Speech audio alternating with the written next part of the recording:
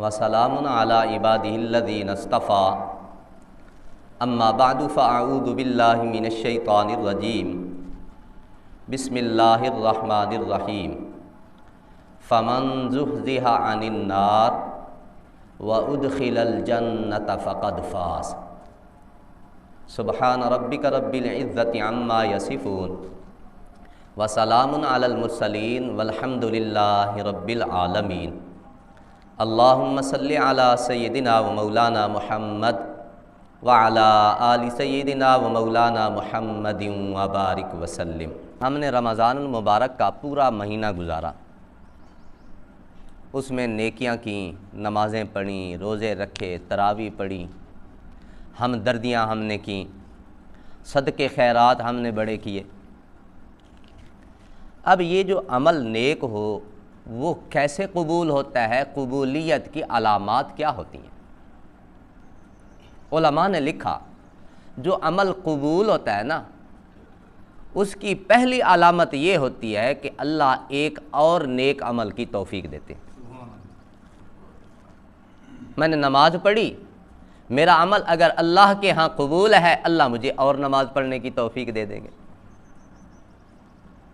ایک اور اللہ والے کہتے تھے، وہ کہتے تھے جب ہم ایک سجدہ کرتے ہیں نا، وہ اللہ کی بارگاہ میں جب قبول ہوتا ہے تو اللہ دوسرے سجدے کی توفیق دیتے ہیں۔ اچھا، بعض اوقات ہم یہ سمجھتے ہیں یار ہمارے کیا سجدے، ہماری کیا عبادتیں، یہ کوئی عبادت ہے؟ یہ تو ہم ٹھوکریں مارتے ہیں۔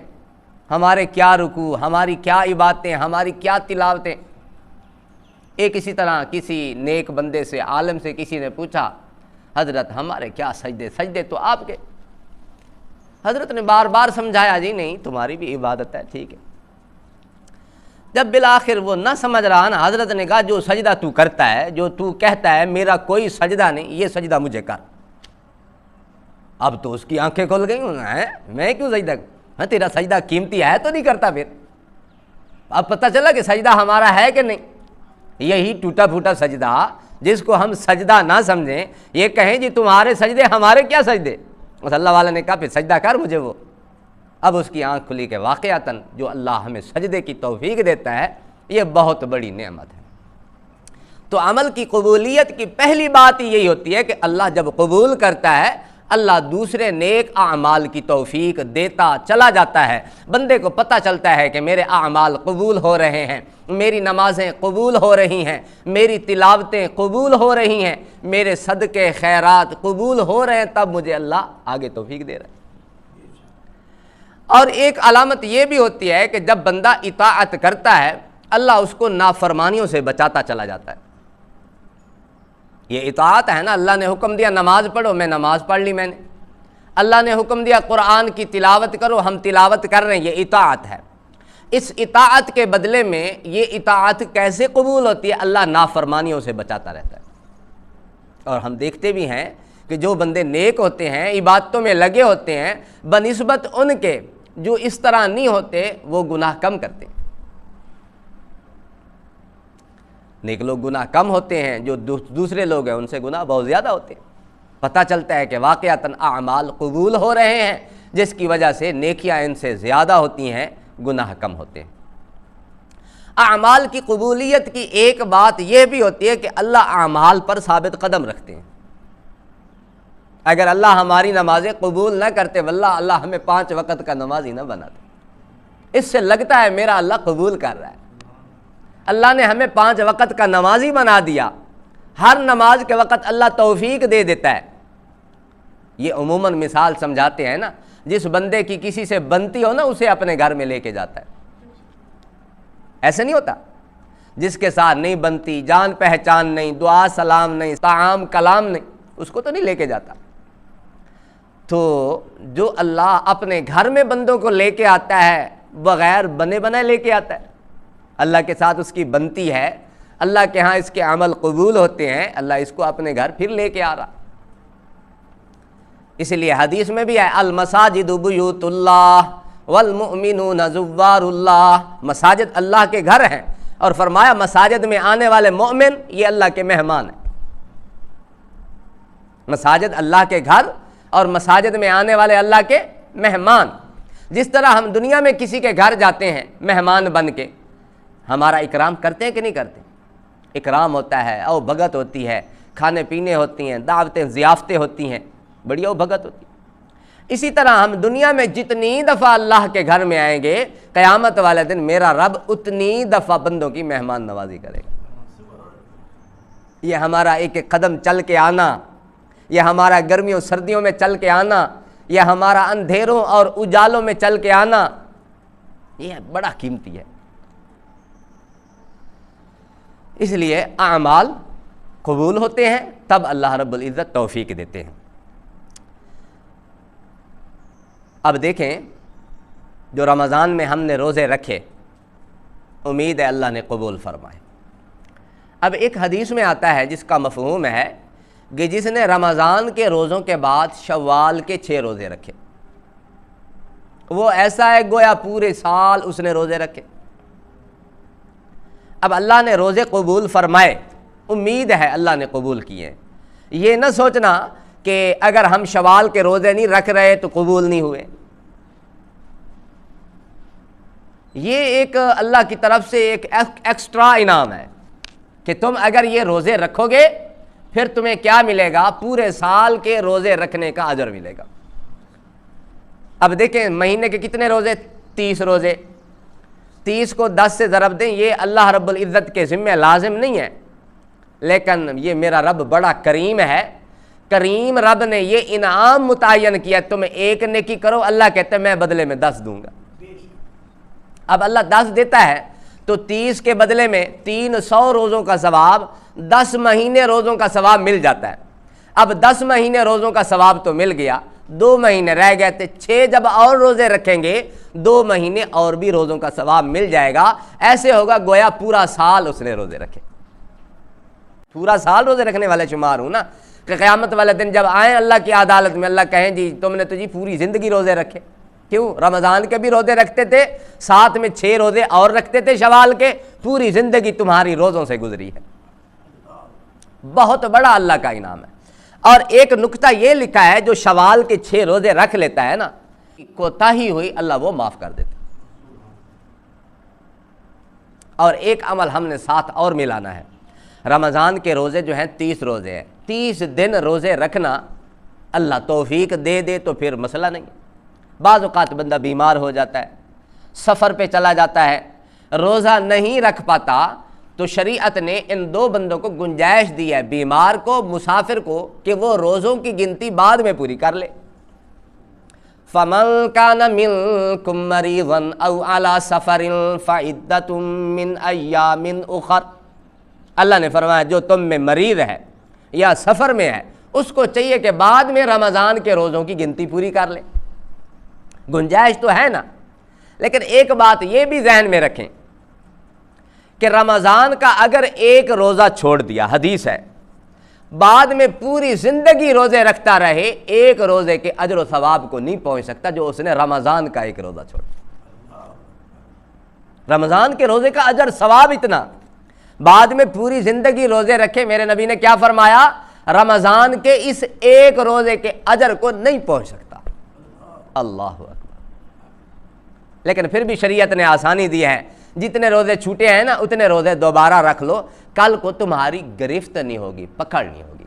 یہ نہیں تمہیں اتنا اجر مل جائے گا، بس کل کو تمہاری گرفت نہیں ہوگی، پکڑ نہیں ہوگی، تم چھوٹ جاؤ گے، بچ جاؤ گے۔ یہ نہیں ہوگا تمہارے ذمہ کہ فرض روزہ تمہارے ذمہ باقی ہے، اللہ پکڑیں گے، ہاں بھئی تم نے روزے پورے نہیں کیے۔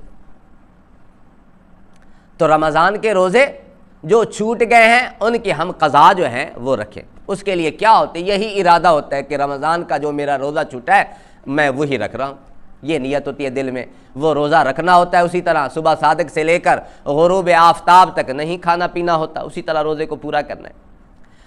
اور اگر وہ روزے الحمدللہ باقی نہیں ہیں تو شوال کے 6 روزے رکھیں، انشاءاللہ اجر پائیں اللہ کے ہاں۔ اور ایک بات حدیث میں آتی ہے، میرے نبی علیہ السلام نے فرمایا، جس کا مفہوم ہے اللہ کو جو سب سے زیادہ پسندیدہ عمل ہے اللہ کے ہاں، سب سے زیادہ محبوب عمل اللہ کے ہاں، اللہ کو جو سب سے زیادہ پسند عمل ہے وہ ہے جو ہمیشہ ہو، مقدار میں کم ہی کیوں نہ ہو۔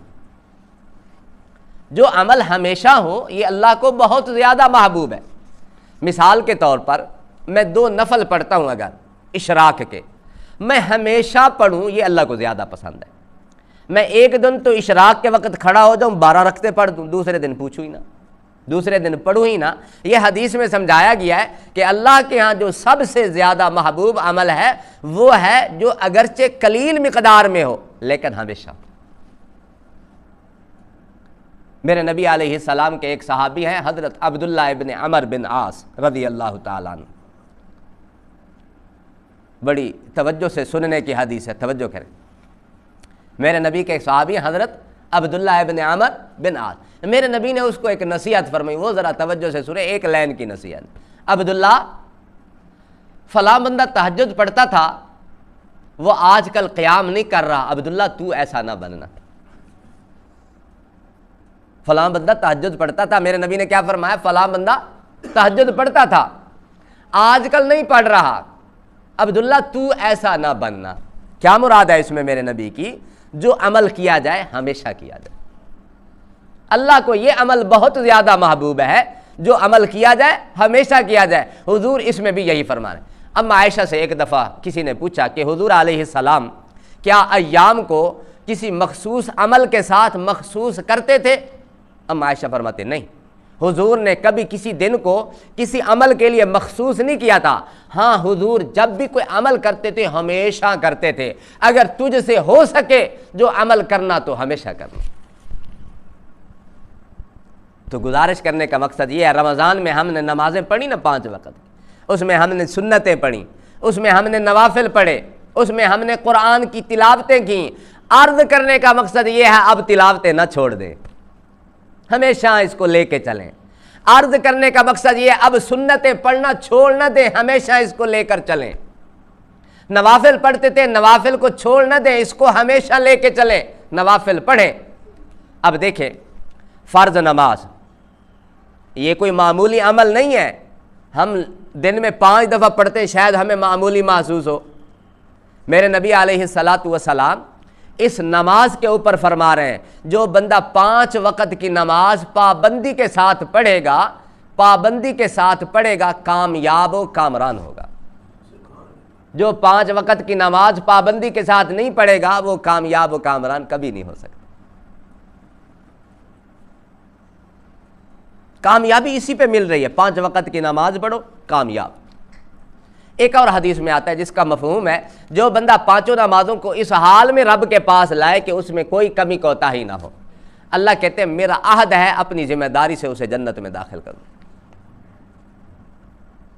معمولی سا کوئی بندہ کہہ دے نا میرے ذمہ آ گئی یہ کام، ہم کہ مطمئن، بھائی اقبال صاحب نے ذمہ داری لے لی، خان صاحب نے ذمہ داری لے لی، یہ کام اس نے کرنا ہے، مطمئن ہو جاتے ہیں کہ نہیں ہوتے؟ اور میرا رب گارنٹی لے رہا ہے تم نماز پڑھو، اللہ کہتے ہیں میری گارنٹی، ذمہ داری سے جنت میں داخل کروں گا۔ ہم لوگ کتنے مطمئن ہیں؟ تو اللہ کی گارنٹی میں آئے، اللہ کی ذمہ داری میں آئے، اپنے آپ کو ثابت کرے اللہ ہم نماز پڑھیں گے 5 وقت، اللہ جو تو نے ذمہ داری لی اللہ ہمیں اپنی گارنٹی سے جنت میں داخل کر۔ اور یہ تو فرض نماز ہے۔ اب وتر دیکھیں، میرے نبی علیہ السلام کی ایک حدیث کا مفہوم ہے، فرمایا اللہ نے تمہارے لیے ایک نماز زیادہ کر دی ہے، اضافہ کر دیا، وہ تمہارے لیے سرخ اونٹوں سے بھی بہتر ہے، سرخ اونٹوں سے بھی بہتر ہے۔ اس کا وقت کیا ہے؟ عشاء کی نماز کے بعد شروع ہوتا ہے، صبح صادق تک اس کا وقت رہتا ہے، یہ وتر کی نماز ہے، سرخ اونٹوں سے بھی بہتر ہے۔ عرب کا محبوب ترین مال سرخ اونٹ ہوا کرتے تھے۔ آج ہمارا محبوب ترین مال کیا ہے؟ کوٹھی لگا لے، میرے خیال کوٹھی ہمیں بڑی محبوب ہے کہ کوٹھی بن جائے کسی طرح میری۔ تو عرب کا محبوب ترین مال سرخ اونٹ تھے، یا گاڑیوں میں کوئی لے لیں، پراڈو گاڑی ہے یا دوسری گاڑیاں ہیں، مجھے تو نام نہیں آتے، جو گاڑیوں کے شوقین ہیں ان کو پتہ ہے کہ کون سی گاڑی ہمیں بڑی پسند ہے۔ تو عرب کو یہ محبوب ترین مال تھا، سرخ اونٹ ان کو بڑے پسند تھے۔ میرے نبی کیا فرما رہے؟ سرخ اونٹوں سے بھی بہتر ہے 3 وتر پڑھنا۔ ایک اور حدیث، صبح کی نماز کی 2 رکعتیں، 2 سنتیں، کتنی غفلت میں ہم وقت گزار جاتے ہیں۔ میرے نبی علیہ السلام نے فرمایا صبح کی نماز کی 2 سنتیں، فرض نہیں، 2 سنتیں، میرے نبی علیہ السلام نے فرمایا دنیا و ما فیہا سے بہتر۔ دنیا اور جو کچھ دنیا میں ہے اس سے بہتر ہے کہ میرا رب بندے کو 2 سنتیں پڑھنے کی توفیق دے دے۔ یہ کتنی بڑی نعمت۔ اللہ اکبر۔ اب سنتوں کی طرف آئیں۔ حضرت ام حبیبہ رضی اللہ تعالی عنہا کی روایت، حضرت ام حبیبہ فرماتی ہیں حضور علیہ السلام نے فرمایا جس نے فرائض کے علاوہ 12 رکعتیں پڑھی، کتنی رکعتیں؟ 12 رکعتیں پڑھی، اللہ جنت میں ایک محل بندے کے لیے بنا دیتے۔ یہ تو صحیح مسلم کی روایت۔ پھر ترمذی میں ڈیٹیل آئی ہے کہ وہ 12 رکعتیں کون کون سی ہیں۔ 4 ظہر سے پہلے، جو ظہر کے فرض پڑھتے ہیں نا، 4 ظہر سے پہلے، 2 ظہر کے بعد، کتنی بن گئی؟ 6، اور 2 مغرب کے بعد 8، 2 عشاء کے بعد 10، 2 صبح کی نماز جو فرض ہے اس سے پہلے 2 رکعت نماز سنت۔ یہ 12 سنتیں بنتی ہیں۔ جو ان 12 سنتوں کا اہتمام کرے جنت میں رب تعالیٰ اس کے لیے ایک محل بنا دیتے ہیں۔ اب مشکل ہے ہمارے لیے محل بنانا جنت کے، اس لیے قرآن میں کیا ہے؟ فمن زحزح عن النار، جو جہنم سے بچ گیا، وادخل الجنت، جنت میں داخل ہو گیا، فقد فاز، وہ کامیاب ہو گیا۔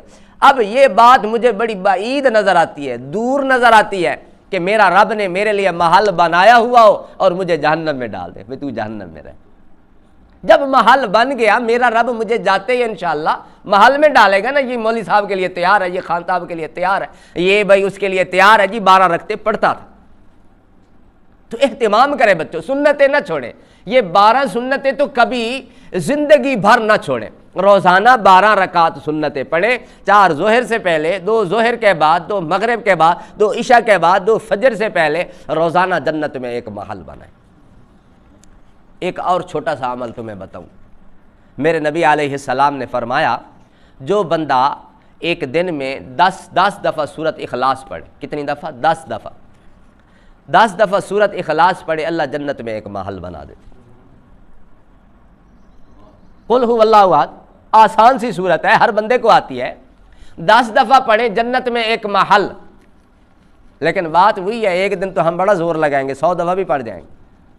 اب مستقل کون پڑھتا ہے، پابندی کے ساتھ کون پڑھتا ہے، محبوب عمل کون کرتا ہے کہ روزانہ پڑھے باقاعدگی سے، ہمیشگی سے، پھر مزہ آتا ہے۔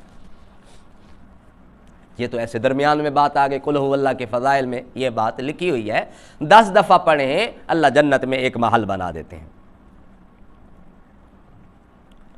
اب سنتوں کا اہتمام ہو گیا، فرضوں کا اہتمام ہو گیا، نوافل کی آپ ذرا فضیلت سنیں۔ دیکھیں حدیث میں آتا ہے قیامت والے دن سب سے پہلے فرض نماز کا حساب لیا جائے گا۔ قیامت والے دن سب سے پہلے فرض نماز کا حساب لیا جائے گا۔ اگر فرضوں میں کوئی کمی کوتاہی ہوئی، اللہ فرمائیں گے فرشتوں کو دیکھو اس بندے کے نامہ اعمال میں کچھ نفلیں ہیں، اگر اس کے نامہ اعمال میں کچھ نفلیں ہوئیں تو اس سے فرضوں کی تکمیل کر دی جائے گی، فرض پورے کر دیے جائیں گے کہ اس بندے نے نوافل کا ذخیرہ اپنے پاس سنبھال کے رکھا ہوا تھا۔ تو اس لیے ہم نے نوافل کو حقیر نہیں جاننا، جب بھی فرصت ملے نوافل کا بھی اہتمام کریں، نوافل کو کثرت سے پڑھیں۔ 2 رکعت نماز نفل ہم لوگ ظہر کے بعد پڑھتے ہیں، اور اسی طرح 2 رکعت نماز نفل مغرب کے بعد بھی پڑھتے ہیں، 2 اور 2 4 نفل ہم عشاء کے بعد پڑھتے ہیں۔ اگر ہم انہی نوافل کو پڑھتے رہیں جو نماز کے ساتھ ہیں، جو ہمیں یاد ہے کہ یہ ہم نے پڑھنے ہیں، انہی کو پڑھیں، یا اگر موقع نہ ملے بعد میں پڑھ لیں، یا اشراق پڑھ لیں، چاشت پڑھ لیں، اوابین کے نفل پڑھیں، تہجد کے نفل پڑھیں، یہ نفل میرا رب دیکھ کے ان سے فرضوں کو پورا کر دیا جائے۔ اب نوافل کون سا ہمیں خسارہ دے رہے ہیں؟ ایک اور عجیب حدیث میرے نبی علیہ السلام کی، فرمایا بندہ نوافل کے ذریعے سے اللہ کا قرب پاتا رہتا ہے، حتیٰ کہ ایک وقت ایسا آتا ہے اللہ کہتا ہے میں بندے کی آنکھ بن جاتا ہوں جس سے دیکھتا ہے۔ کس سے قرب ملا؟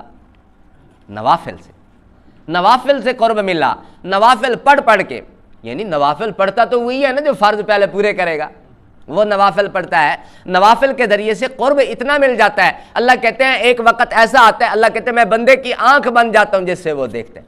کیا مراد؟ کہ بندہ اللہ کی مشیت کے مطابق دیکھتا ہے، جیسے میرا اللہ چاہتا ہے ویسے دیکھتا ہے، جیسے میرا اللہ چاہتا ہے ویسے سنتا ہے، جیسے میرا اللہ چاہتا ہے ویسے بولتا ہے۔ کیوں؟ یہ جتنی نیکیاں یہ ایک سپرٹ کا کام دیتی ہیں، طاقت، انرجی. نیکیاں جتنی کریں گے انرجی بڑھے گی. انرجی جب ہمارے اندر ہوگی اس سے ہم نیکیاں اور کریں گے، گناہوں سے بھی بچیں گے.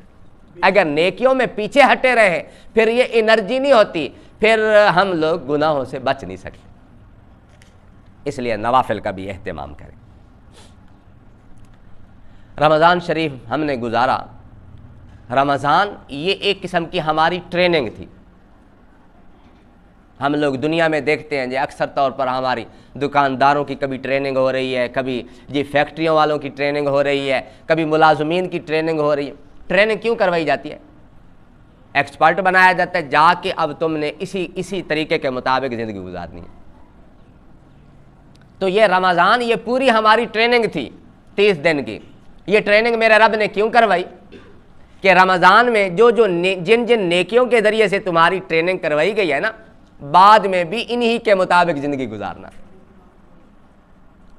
رمضان میں ہمیں کیا سکھایا گیا؟ ایک تو اوقات کی پابندی سکھائی جاتی ہے. صبح صادق ایک وقت ہوتا ہے، اس وقت تک ہم کھا سکتے ہیں، پھر ہم نے ایک وقت تک نہیں کھانا، پھر ایک وقت آتا ہے کہ ہم لوگ کھانا پینا شروع کریں. تو اوقات کی پابندی سکھائی جاتی ہے. تو یہ اس لیے ہمیں سکھائی جا رہی کہ دوسرے 11 مہینے بھی تم نے اوقات کی پابندی کا خیال رکھنا. رمضان میں ایک صبر سکھایا جاتا ہے. رمضان میں صبر، کھانا پانی بھی پاس پڑا ہوتا نہیں کھا سکتے، صبر کرو. حلال اپنا رزق ہے، حلال کھایا ہوا، حلال کمایا ہوا رزق ہے، وہ پاس پڑا ہوتا نہیں کھا سکتے. حلال بھی ہے، قریب نہیں جا سکتے. صبر سکھایا جاتا ہے. اور یہی صبر 11 مہینے ہم نے اسے نہیں چھوڑنا ہوتا. اسی صبر کی پریکٹس کروائی جاتی ہے کہ تم نے 11 مہینے صبر کو نہیں چھوڑنا. حدیث بھی ہے الصبر ردائی، میرے نبی علیہ السلام نے فرمایا صبر میری چادر ہے. اور جب بھی بندہ بے صبری اختیار کرتا ہے تب بندے سے گناہ ہوتے ہیں. اگر بندہ صبر کو اپنائے تو بندے سے گناہ نہیں ہو پاتے. اور رمضان المبارک میں ہمیں نمازوں کی پابندی سکھائی جاتی ہے. 5 وقت نماز پڑھتے ہیں. اس لیے ہمیں یہ 30 دن کی ٹریننگ کروائی گئی کہ رمضان کے بعد تم لوگوں نے ایسا نہیں کرنا کہ پھر نمازیں چھوڑ دینی ہے، بھول جانا ہے، نماز کی پابندی نہیں کرنی. یہ ہمیں سکھایا گیا. رمضان میں جو ہماری خواہشات ہوتی ہیں اس پر کنٹرول سکھایا جاتا ہے، اس کی ٹریننگ دی جاتی ہے. اور حدیث میں بھی لا یؤمن احدکم حتی یکون ہواہ تبعا لما جئت بہ، تم میں سے کوئی بندہ اس وقت تک مومن نہیں ہو سکتا جب تک میرے نبی نے فرمایا جو میں لایا ہوں اس کے تابع نہ ہو جائے. جو میں شریعت لے کے آیا ہوں نا، جب تک بندہ اس کے تابع نہیں ہو جاتا اس وقت تک وہ کامل ایمان والا نہیں. حضور جو شریعت لے کے آئے اس شریعت کے مطابق زندگی گزارے.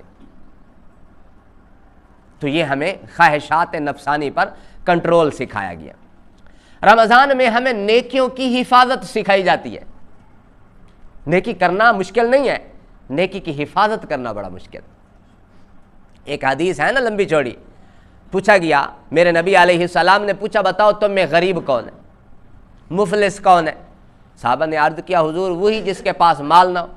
میرے نبی نے فرمایا نہیں، بلکہ غریب وہ ہے جو قیامت والے دن اتنی نیکیاں لے کے آئے گا بڑے سے بڑے پہاڑ پر رکھی جائیں، پہاڑ دب جائے گا وزن سے، لیکن حقوق لینے والے آ جائیں گے. کسی کو گالی دی ہوگی، کسی کو مارا پیٹا ہوگا، کسی کو برا بھلا کہا ہوگا، کسی کا دل دکھایا ہوگا، کسی کا مال کھایا ہوگا، یہ سارے آ جائیں گے. اللہ میرا کیا کریں گے؟ نیکیاں اس بندے کی اٹھا کے دوسرے کو دیتے جائیں گے. ابھی بھی نیکیاں ختم ہو جائیں گی لیکن حقوق لینے والے باقی ہوں گے. میرا رب ان کے گناہوں کو لے کے وہ اتنی بڑی نیکیاں لے کے آنے والا اس پر لاتے جائیں گے. خلاصہ کیا نکلے گا؟ میرے نبی علیہ السلام نے فرمایا پہاڑوں کے برابر نیکیاں لانے والا اتنے گناہ اپنے سر پہ لاد کے جہنم میں جا رہا ہوگا. میرے نبی نے فرمایا یہ میری امت کا غریب ترین آدمی ہے. تو اس سے ہمیں سکھایا گیا ہے رمضان میں یہی نیکیوں کی حفاظت کرنی. حدیث میں آتا ہے نا جو روزہ رکھ کے گناہ جھوٹ نہیں چھوڑتا، گناہ نہیں چھوڑتا، اللہ کہتے ہیں مجھے اس بندے کے بھوکا اور پیاسا رہنے کی ضرورت نہیں. مقصود کیا ہے کہ گناہوں سے بچائے اپنے آپ کو. 2 عورتوں نے روزہ رکھا نا حضور کی خدمت میں کسی صحابی نے عرض کیا حضور ان کو روزہ شدت سے لگا ہوا ہے۔ میرے نبی علیہ السلام نے برتن منگوایا، فرمایا اس میں قے کرو، قے کی انہوں نے چھوٹی چھوٹی بوٹیاں، تازہ گوشت کھایا، فرمایا سارا دن تو غیبت کرتی رہی، اب کیسے روزہ نہ لگتا؟ تو گناہوں کی وجہ سے روزہ لگتا بھی ہے۔ تو ہمیں نیکیوں کی حفاظت سکھائی گئی ہے رمضان میں، اور جو رمضان کے روزوں کا اصل مقصد تھا لعلکم تتقون، اللہ نے قرآن میں واضح فرمایا تاکہ تم متقی بن جاؤ۔ تقویٰ کہتے ہیں گناہوں سے بچنے کا نام، جتنا ہم گناہوں سے بچیں گے اتنے متقی۔ رمضان کی ٹریننگ ہوئی، اب ہم گناہوں سے اپنے آپ کو بچائیں تاکہ اس ٹریننگ کا فائدہ ہو، اپنے آپ کو متقی بنائیں۔ رمضان میں ہمیں ہمدردی سکھائی گئی تھی، کتنے لوگ ہمدرد ہو گئے تھے، غریبوں کے ہمدرد، صدقہ فطر دے رہے تھے، اور کبھی سحری کروا رہے تھے، کبھی افطاری کروا رہے تھے، کھجوریں پیش کر رہے تھے، پانی پیش کر رہے تھے، یہ ہمیں ہمدردی سکھائی گئی۔ اس چیز کی ٹریننگ اس لیے دی گئی ہے 11 مہینے ہم لوگ ہمدرد رہیں۔ تو رمضان کے بعد کی زندگی بھی ہماری ویسے زندگی ہو جیسے رمضان کے اندر تھی، ٹریننگ دی جاتی ہے تاکہ بعد میں بھی تم لوگ ایسے زندگی گزارو۔ اور حلال رزق رمضان میں بھی ہم اہتمام کرتے ہیں کہ میں نے سارا دن روزہ رکھا، کہیں ایسا نہ ہو حرام رزق سے افطار کر بیٹھوں۔ تو اس حلال رزق کی ہم نے ہر وقت فکر کرنی ہے۔ ایک حدیث میں آتا ہے جو حرام غذا سے پلے بس وہ جہنم ہی کے مستحق ہے، جہنم میں جائے۔ ایک حدیث میں آتا ہے نا قیامت والے دن آدمی کے پاؤں اس وقت تک اپنی جگہ سے نہیں ہٹیں گے جب تک 5 سوال نہ کر لیا جائے۔ 2 سوال یہی ہیں کہ مال کیسے کمایا تھا، کیسے خرچ کیا تھا۔ یہ تو نہیں مال کما تو لیا پھر جس طرح مرضی خرچ کرو، مال کمایا کیسے تھا، پھر خرچ کیسے کیا۔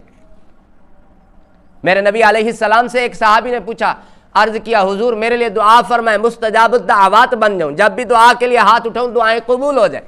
میرے نبی نے فرمایا کھانا حلال کا بنا لو، مستجاب الدعوات بن جاؤ گے۔ عرض کیا حضور کھانے کی وجہ سے اثر؟ میرے نبی نے فرمایا ایک لقمہ جب بندہ حرام کا کھاتا ہے 40 دن کی عبادت قبول نہیں، دعائیں کہاں قبول ہو۔ تو ہم نے اس کی بھی فکر کرنی، حلال رزق کی، حلال روزی کمانی، اور حلال کھانے کی وجہ سے پھر نیکیوں کا جذبہ ہمارے اندر پیدا ہوتا ہے، نیک بنیں گے، جنت کے مستحق ہوں گے، جہنم سے اپنے آپ کو بچائیں گے۔ اللہ ہم سب کو عمل کی توفیق نصیب فرمائے۔